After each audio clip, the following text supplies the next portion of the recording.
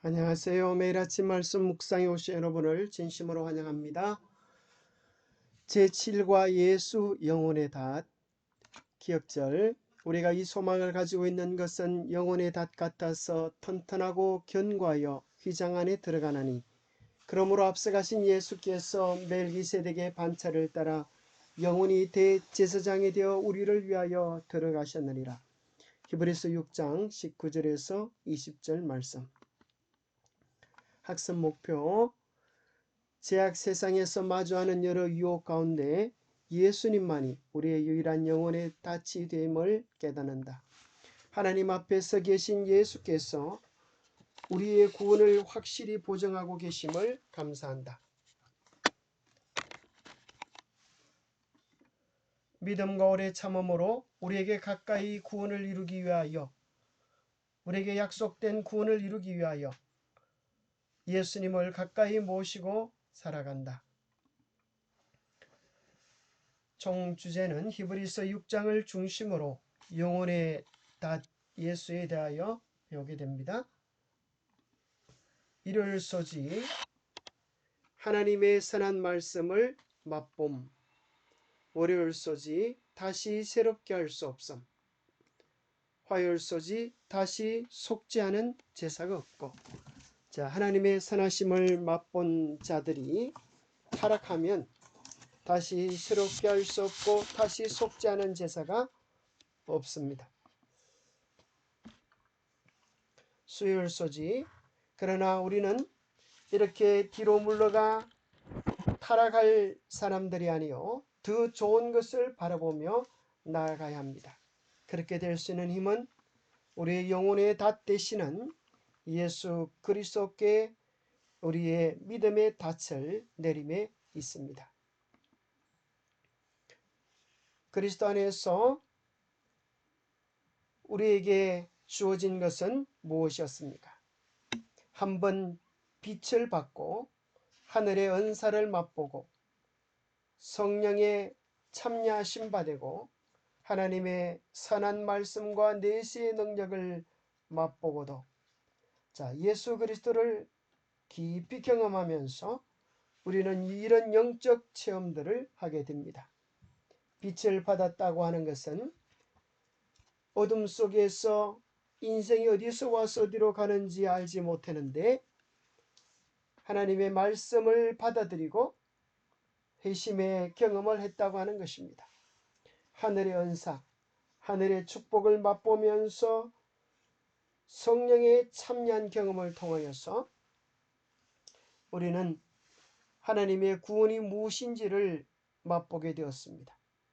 하나님의 선한 말씀을 통하여서 우리는 하나님의 구원의 계획을 깨닫고 또 표적과 기사를 통하여 내세의 능력을 맛본 사람들입니다. 이것은 마치 이스라엘 백성들이 광야에서 그들이 경험했던 하나님의 이적과도 같은 것입니다. 그들은 불기둥, 구름 기둥을 통하여 하나님의 돌보심을 경험했고 매일 하늘의 만나를 공급받았고 하나님으로부터 시내산 율법을 받는 것처럼 우리도 하나님의 성령의 은혜와 말씀을 받았습니다. 홍해가 갈라지고 하나님께서 다양한 표적과 기사를 베푸셨던 것처럼 우리의 신앙에도 각기 다양한 하나님의 특별한 이적의 경험들을 가지고 있습니다. 그러나 그러할지라도 이러한 은혜를 받았음에도 불구하고 타락한 자들은 고린도전서 10장 5절에 나오는 것처럼 그들이 이 모든 축복을 받았다 할지라도 타락함으로 광야에서 멸망하게 되어진 것입니다. 한번 빛을 받고 하늘의 은사를 맛보고 성령의 참여함과 되고 하나님의 선한 말씀과 내세의 능력을 맛보고도 타락한 자들은 다시 새롭게 하여 회개하게 할 수 없나니 이는 그들이 하나님의 아들을 다시 십자가에 못 박아 드러내놓고 욕되게 합니다. 예수 그리스도를 부인하고 유일한 구원의 길이신 예수님을 외면하고 우리가 다시 새롭게 회복될 수 있는 길이 없음을 기억해야겠습니다. 예수님은 제자들에게 신앙의 길에 대하여 이렇게 말씀하셨습니다. 누구든지 나를 따라오려거든 자기를 부인하고 자기 십자가를 지고 나를 따를 것이니라. 예수 그리스도를 따르는 길은 자아를 부인하고 주님을 왕으로 인정하면서 이루어지는 길입니다. 그런데 자신을 죽이지 않고 끊임없이 자기 고집과 주장을 내세우게 되면 그러한 사람들은 다시 새롭게 됨을 경험할 수 없게 되어집니다. 그래서 본문 속에서 이제 몇 가지를 소개해 주는데요. 종교 지도자들은 그동안 자신들이 누렸던 권위와 권력을 잃어버리기 싫어서 예수님을 십자가에 못 박았습니다.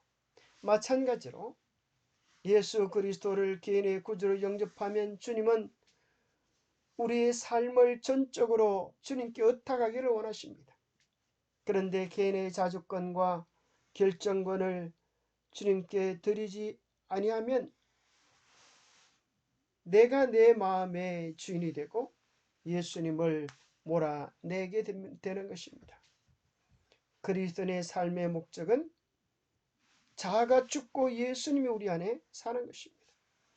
고로 그리스도인의 삶의 목적은 우리가 죽음을 경험하는 것입니다.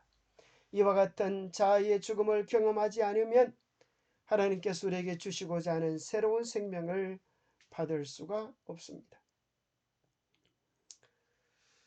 그러나 이것은 우리가 완전하지 않으면 멸망한다라는 엄포가 아닌 것입니다. 전적으로 하나님을 의지하고 주님을 바라보는 자는 결코 버리지 않을 것입니다. 성령의 이끄심을 향하여 우리의 마음을 드릴 때 하나님은 결코 그러한 사람들을 외면하지 않게 될 것입니다. 화요일소지 다시 속지 않은 죄사가 없고, 히브리서 6장의 말씀이 히브리서 10장 26절 29절에서 같은 맥락으로 이렇게 설명되어집니다. 우리가 진리를 아는 지식을 받은 후 짐짓 죄를 범한 적 다시 속지 않은 제사가 없고 오직 무서운 마음으로 심판을 기다리는 것과 대적하는 자를 태울 맹렬한 불만이 있으리라. 모세의 법을 피한 자도 두시의 정인으로 말미암아 불쌍히 여김을 받지 못하고 죽었거든. 하물며 하나님의 아들을 짓밟고 자기를 거룩하게 한 언약의 피를 부정한 것으로 여기고 은혜의 성령을 욕되게 하는 자가 당연히 받을 형벌은 얼마나 더 무겁겠느냐. 여기 진리를 아는 지식을 받은 후 타락한 것에게는 짐짓 죄를 범한 적 이렇게 표현해주고 있습니다. 그것은 고의적으로 계속 성령의 음성을 무시하는 것으로 표현되어져 있습니다. 우리가 예수 그리스도를 알고 고의적으로 성령의 음성을 계속 거절한다면 그를 위하여 있는 것은 구원이 아니라 무서운 심판이 기다리고 있는 것입니다. 특별히 여기 우리가 속죄받지 못할 죄를 세 가지로 표현해주고 있는데, 첫 번째는 하나님의 아들을 짓밟는 것, 두 번째는 거룩하게 한 언약의 피를 부정하는 것, 세 번째는 은혜의 성령을 욕되게 하는 것입니다. 하나님의 아들을 짓밟는 것은 어떻게 가능할까요? 예수님은 하늘에 계신데 말이죠. 그것은 곧 예수 그리스도의 법을 거절하는 것, 말씀을 거절하는 것으로 묘사될 수 있습니다. 예수 그리스도는 십자가의 죽으심으로 우리의 죄를 대속하고 구원받을 수 있는 길을 준비해 두셨는데 그 피를, 구원의 은혜를, 그 희생의 은혜를 우리가 거절할 수 있습니다. 그것은 정말 인생이 경험할 수 있는 가장 큰 손해가 되는 것입니다. 마지막으로는 성령을 욕되게 하는 것입니다. 이러한 구속의 은혜를 성령은 우리 마음속에 깨닫게 하기 위하여 끊임없이 탄원하는데, 성령의 음성을 거절하고 마음속에 있는 오만과 교만을 따라가면 그러한 사람을 위하여는 다시 용서받을 수 있는 길이 없는 것입니다. 이 말씀을 뒤집어 생각해 보면 아들을 존중하고 예수 그리스도의 피의 은혜를 받아들이고 우리의 마음속에서 역사하시는 성령의 음성에 순복하라는 소리와 같습니다. 마지막 방편이 끝남, 하나님께서 당신의 영을 나타내심으로 죄인을 책망하시고 죄를 깨닫게 하신다. 그러나 성령 역사가 마침내 거절당하면 하나님께서 더 이상 그 영혼을 위하여 아무것도 하실 수 없으시다. 하나님의 긍휼의 마지막 방편이 끝난 것이다. 범죄자는 하나님께로부터 끊어지고 죄는 그 자체를 취할 방법이 없다. 그 이상 더 죄인으로 하여금 죄를 깨닫게 하고 회개하게 할 수 있는 하나님의 능력이 남아있지 않다. 성령의 역사를 우리가 거절하면 그 영혼을 위한 마지막 하나님의 방편이 무시당하는 것입니다. 그러나 우리에게는 더 좋은 것이 있습니다. 우리는 복음을 외면하고 거절하는 어둠에 빠지는 자들이 될 것이 아니라 우리는 예수 그리스도를 붙잡고 일어서서 더 밝은 빛으로 더 밝은 행복으로 나아가는 자들이 되어야 할 것입니다. 그러하기에 바울은 히브리 독자들에게 이야기합니다. 사랑하는 자들아, 우리가 이같이 말하나 너희에게는 이보다 더 좋은 것, 곧 구원에 속한 것이 있음을 확신하노라. 하나님은 불의하지 아니하사 너희 행위와 그의 이름을 위하여 나타낸 사랑으로 이미 성도를 섬길 것과 이제도 섬기고 있는 것을 잊어버리지 아니하시느니라. 하나님은 너희를 정말 사랑하셔서 너희의 그 모든 섬김과 수고를 알고 있다고 말을 하면서 우리가 더 좋은 하늘의 온전한 구원에 이르기 위하여 이러한 것들을 끝까지 견고히 하자고 말합니다. 첫 번째, 원하는 것이 무엇입니까? 우리가 간절히 원하는 것은 너희 각 사람이 동일한 부지런함을 나타내어 끝까지 소망의 풍성함이 이르러 게으르지 아니하고 믿음과 오래 참음으로 말미암아 약속들을 기업으로 받는 자들을 본받는 자 되게 하려 함이니라. 자, 여기 사도 바울이 권면한 몇 가지를 살펴보면, 첫째로 하나님을 향한 사랑의 가장 확실한 증거는 종교적인 행동이 아니라 사랑의 행동이다. 여러분들이 이제껏 섬기고 봉사하고 선행했던 것처럼 그 아름다운 사랑을 끝까지 부지런함으로 계속하라고 하는 것입니다. 둘째는 믿음에서 그 구원의 대열에서 떨어져 나갈 위험은 우리의 게으름입니다. 선한 행위들을 게을리할 때, 하나님과의 관계를 게을리할 때 우리는 서서히 떨어져 나가게 됩니다. 그래서 우리의 게으름을 부지런함으로 바꾸자, 그렇게 권면하는 것입니다. 세 번째, 소망에 대한 이야기를 하면서 소망은 지적인 학습이 아니라 사랑의 행실로 드러난 믿음을 통해 살아 숨쉬게 된다. 고로 우리에게 있는 풍성한 소망을 향하여 사랑의 행실로 믿음의 삶을 통해 그것을 더욱 견고하게 키워나가자고 요청하는 것입니다. 목요일 소지 예수 영혼의 닭. 하나님은 약속을 기업으로 받은 자들에게 그 뜻이 변하지 아니함을 충분히 나타내시려고 그 일을 맹세로 보장하셨나니, 이는 하나님이 거짓말을 하실 수 없는 이 두 가지 변하지 못할 사실로 말미암아 앞에 있는 소망을 얻으려고 피난처를 찾은 우리에게 큰 안위를 받게 하려 하심이라. 우리가 이 소망을 가지고 있는 것은 영혼의 닷 같아서 튼튼하고 견고하여 휘장 안에 들어가나니, 그리로 앞서가신 예수께서 멜기세덱의 반차를 따라 영원히 대제사장이 되어 우리를 위하여 들어가셨느니라. 비바람이 몰아치고 풍랑이 일 때에 배는 닻을 내려야 합니다. 풍랑이 지나가까지 깊이 닻을 내린 배는 파손되지 아니할 것입니다.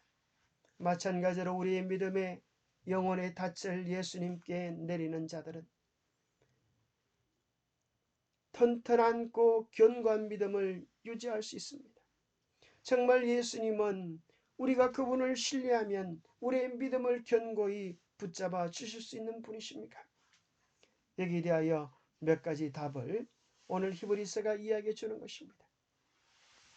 첫 번째는 하나님께서 맹세하심으로 보증하신 것이다. 하나님께서 맹세로 보증하신 것이다. 보통 사람들이 이야기할 때는 어느 선생님이 누구가 유명한 누구가 말했다. 그러하기 때문에 이 말은 권위를 가지고 있는 것이다. 이렇게 이야기하지만 하나님은 이 우주에서 가장 높으신 분이시기에 다른 사람의 이름을 들먹일 필요도 없고 다른 사람의 이름을 걸 필요도 없는 것입니다. 스스로 맹세하신 것 속에서는 가장 위대하고 분명한 권위가 그 속에 있는 것이고 그 맹세함 뒤에는 언제나 변치 않으시는 하나님의 인격이 걸려있는 것입니다. 하나님은 전 인격을 걸고 예수가 우리의 구원이요 보증되심을 확정해주고 계시는 것입니다. 실제 예수님이 우리의 구주요 보증이 되신다고 하는 영원히 다시 되신다고 하는 것이 실제적으로 증명이 되어졌는데 예수님은 무덤을 깨뜨리시고 지금 하나님의 보좌 우편에 앉아 계시는 것으로 실정해 놓았습니다. 이것이야말로 실제적인 보증이라는 것입니다. 이론이나 논리가 아니라 실제로 너희들이 보는 가운데서 예수님은 무덤을 깨뜨리고 부활하셨다. 그리고 하늘에 올리우셔서 하늘의 대제사장으로 즉위하시는데 그 결과가 오순절의 충만한 성령의 은혜이다라고 이야기하는 것입니다. 예수님의 실정을 통하여 우리는 그 보증을 다시 한번 확실히 붙잡게 된 것입니다. 뿐만 아니라 예수님께서는 우리의 죄를 위한 하늘의 대제사장이 되셔서 하늘 성소에서 우리를 위하여 중보하고 계시면서 우리가 믿는 믿음이 결코 헛되지 아니함을 확정해 주고 계신 것입니다. 이 얼마나 놀라운 것입니까? 금요일소지 더 깊은 연구를 통하여 우리는 이런 구절을 발견하게 됩니다. 결국 오늘 복음의 결론은 영혼의 다시신 예수님께 의지하여서 예수님을 닮아가든지 아니면 한번 비침을 맛보고도 예수 그리스도의 은혜를 등한히 하여서 내 고집을 부리다가 어둠으로 사라질 것인지 둘 중에 하나를 선택하라고 하는 것입니다. 예수님의 12제자 가운데 우리는 사도 요한과 또 가룟 유다를 비교해 볼 수 있는 것입니다. 그들은 다 예수님의 제자였지만 한 제자는 예수님께 온전히 굴복하고 그를 사랑하여 주님의 품성을 온전히 반사하는 사랑의 사도가 된 반면에 한 제자는 자기의 고집, 자기의 생각, 자기의 욕심을 부리지 아니하므로 떨어지는 별처럼 어둠으로 사라지는 사람이 되고 말았습니다. 그 차이가 무엇일까요? 사도행전은 우리에게 이렇게 이야기합니다. 요한은 예수와 같이 되기를 갈망하였다. 그리고 그리스도의 사랑에 변화시키는 가말에서 그는 온유하고 겸손하게 되었다. 자아는 예수 안에 감추어졌다. 동료들 중 어느 누구보다도 예수는 그 놀라운 생명의 능력에 자신을 복종시켰다. 그는 순경과 사랑으로 그리스도와 같이 될 때까지 구주를 바라보았고 그분과의 교제가 그의 유일한 소망이 되었으며 그의 품성으로 주님의 품성을 반사하였다. 요한은 예수님과 같이 되기를 갈망했고 놀라운 생명의 능력에 성령의 능력에 자신을 온전히 복종시켰습니다. 그리스도를 닮을 때까지 끊임없이 주님을 바라본 결과로 그의 품성은 그리스도의 품성을 반사하게 되었습니다. 영혼에 다치신 예수 그리스도를 바라보므로 우리도 그와 같은 축복을 누리게 되시기를 소망합니다. 기도하겠습니다. 하나님 아버지, 우리는 절망이지만 주님께는 소망이 있음을 인하여 감사합니다. 우리는 늘 요동하는 흔들리는 갈대같지만 주님은 흔들림을 알지 못하는 반석이심을 인하여 감사합니다. 온 인류의 삶을 맡겨도 만년의 세원을 주님께 의탁하여도 깨어지지 않을 만세 반석 되시는 주님께 우리의 영혼의 닻을 내리기를 원합니다. 앞서가신 주님을 따라 휘장 안으로 들어가는 튼튼하고 견고한 믿음을 우리에게 또 주셔서 주님께서 하늘에서 정결케 하는 사업을 벌이고 계신 것처럼 우리도 어린 양 되시는 예수 그리스도를 따라가 영혼의 속죄함을 경험하고 하나님과 온전히 하나 되는 하늘의 은총을 누릴 수 있도록 도와주시옵소서. 우리로 하여금 영혼의 닷 되시는 예수 그리스도를 참으로 깊이 경험하고 사도 요한처럼 예수님의 품성을 닮아가는 복된 자들이 되게 축복하여 주시옵기를 우리 주 예수 그리스도 이름 어지하여 간절히 간구하옵나이다. 감사합니다.